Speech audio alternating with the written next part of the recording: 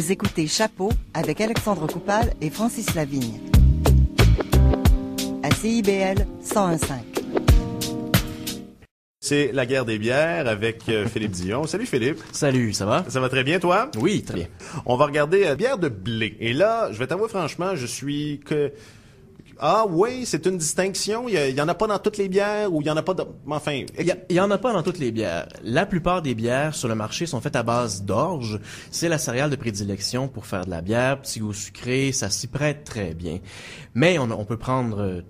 plusieurs céréales différentes pour faire de la bière. On peut prendre du riz, les Japonais le font. On peut prendre du seigle. On peut prendre bien sûr du blé ou encore de l'avoine.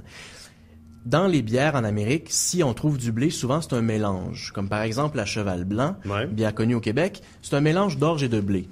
Donc dans ce cas-là, on retrouve un peu le meilleur des deux mondes. On a le côté plus sucré de l'orge et le côté plus sec du blé, donc ça fait un mélange intéressant.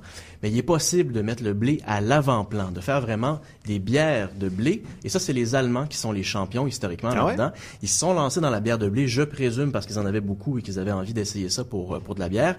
C'est pas nécessairement une bière qui est 100% blé, mais qui a une présence très forte de blé. Et ils en ont toute une gamme, ils appellent ça des Weizen. Donc, W-E-I-Z-E-N, qui veut dire blé. Pas plus compliqué que ça. Et non, mais c'est aussi instructif au niveau linguistique, cette chronique. Voilà. Oui, je me suis fait reprendre d'ailleurs en Allemagne, il faut dire Weizen. Et j'ai senti aussi une certaine fierté nationale autour de ça. Là. C'est un élément qui les distingue dans le panorama de la bière mondiale. La bière de blé, c'est leur petit dada. Okay. Et ils en sont bien contents. C'est quoi la différence? Là? Qu'est-ce que ça fait?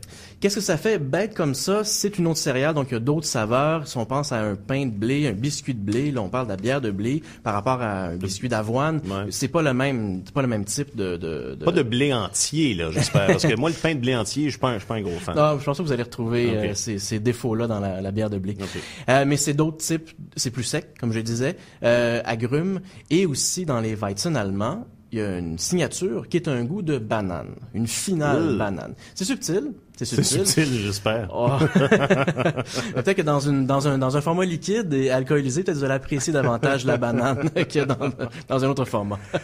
Oui. On est prêt? On est prêt, allons-y. Je vous laisse commencer par la Schneider Weiss originale, qui est une allemande. Donc, c'est vraiment un effet Weizen importé. En SAQ, ça se trouve assez facilement. Okay.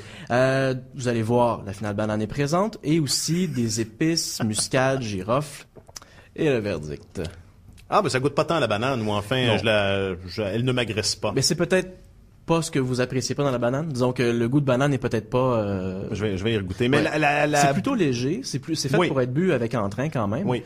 Mais c'est goûteux, c'est le fun. Moi, j'aime beaucoup cette touche-là. C'est vrai que c'est un beau mélange. Tu connais mon allégeance là pour la bière facile. C'est vrai que c'est un beau mix de facilité et de construire. Ben, il y a quelque chose qui a l'air construit à tout le monde. Les Allemands sont des partisans de la bière qui se boit bien, disons-le comme ça. Ils boivent souvent en grande flûte, donc c'est... Je les ai vus faire. Je les ai vus. J'ai trouvé ça beau, d'ailleurs. Vous êtes témoin. Et la bouteille est très jolie aussi. Ça fait sérieux. Quand on arrive avec ça, là, on a l'impression que c'est quelqu'un qui sait... Ouais, ça a de la gueule, exactement. Ensuite, justement, parlant de gueule, la Belle Gueule est fait Weizen. Parce que Belle Gueule est une brasserie québécoise. Ben, en fait, c'est RJ qui chapeaute Belle Gueule. Et Jérôme Cédeny, qui fait partie du groupe RJ, est allé faire un tour en Allemagne pour apprendre comment faire une bonne effet Weizen. Et il est revenu au Québec avec l'expertise et avec de la levure. Donc, pour être certain de bien faire sa bonne effet Weizen, vous pouvez essayer, vous pouvez comparer. Okay. C'est dans les mêmes teintes, mais c'est une autre version. C'est très respectueux de la tradition avec une touche typique, là, une touche locale. Et on fait ça à la maison. Mais c'est drôle parce que c'est une belle gueule avec elle a une tête un peu exotique.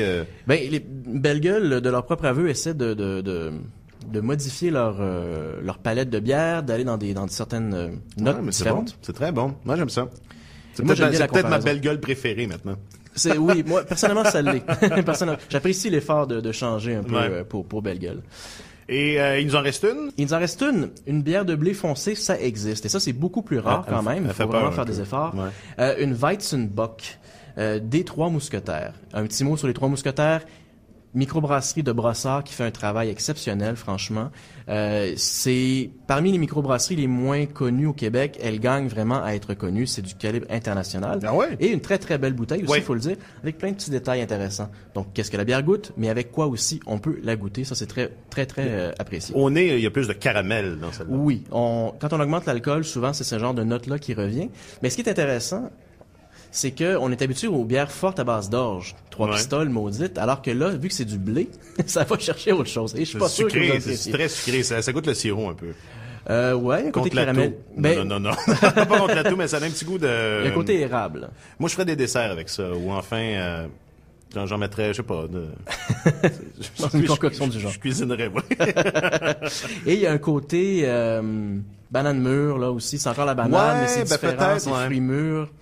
C'est peut-être là que t'as vu dans mon visage, là, Oui, la comment réaction. j'ai réagi. C'est peut-être la banane mûre qui m'a un peu attaqué. Hein.